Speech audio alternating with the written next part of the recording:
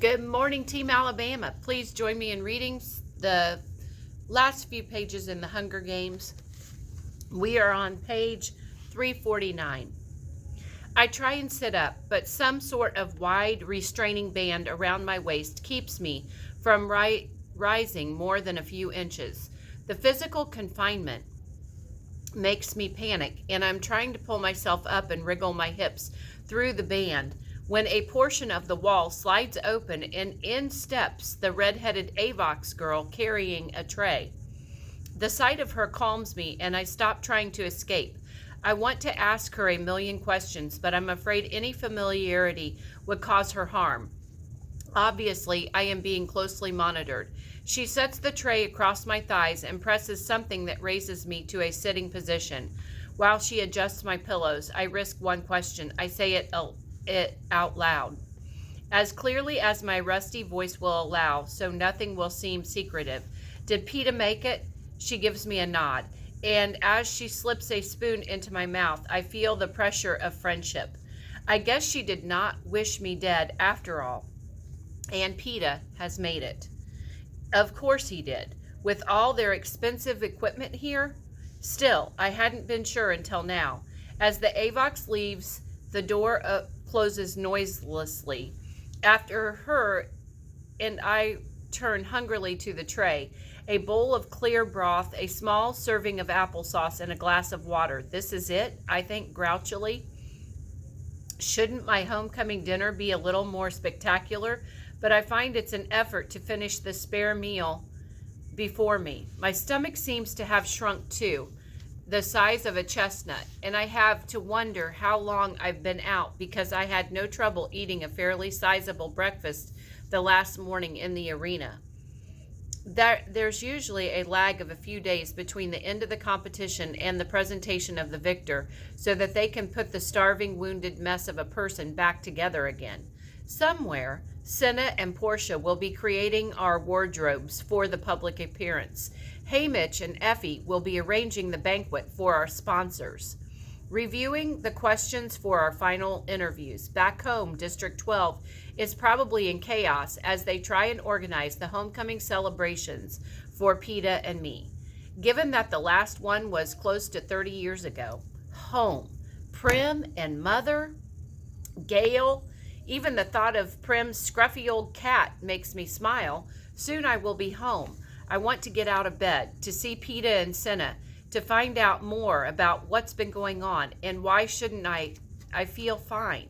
But as I start to work my way out of the band, I feel a cold liquid seeping into my vein from one of the tubes and almost immediately lose consciousness.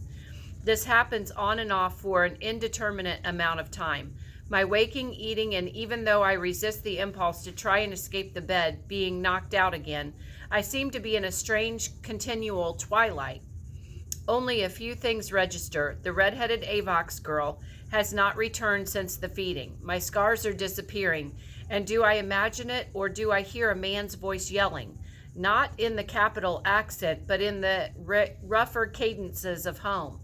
And I can't help having a vague, comforting feeling that someone is looking out for me. Then finally, the time arrives when I come to, and there's nothing plugged into my right arm.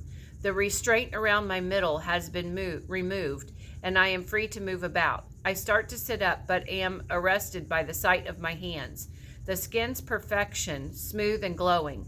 Not only are the scars from the arena gone, but those accumulated over years of hunting have vanished without a trace. My forehead feels like satin, and when I try to find the burn on my calf, there's nothing. I slip my legs out of bed, nervous about how they will bear my weight, and find them strong and steady. Lying at the foot of my bed is an outfit that makes me flinch. It's what all of us tributes wore in the arena.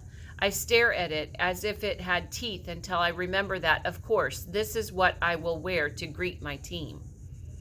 I am dressed in less than a minute and fidgeting in front of the wall where I know there's a door even if I can't see it, when suddenly it slides open.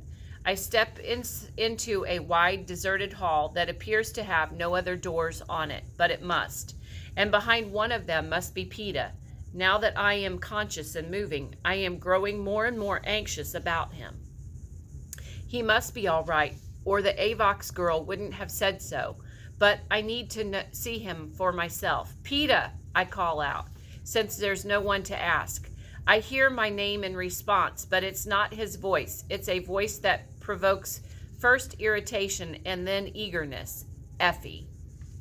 I turn and see them all waiting in a big chamber at the end of the hall. Effie, Hey Mitch, Cinna. My feet take off without hesitation. Maybe a victor should show more restraint, more superiority, especially when she knows this will be on tape, but I don't care. I run for them and surprise even myself when I launch into Haymitch's arms first, when he whispers in my ear, "Nice job, sweetheart." It doesn't sound sarcastic.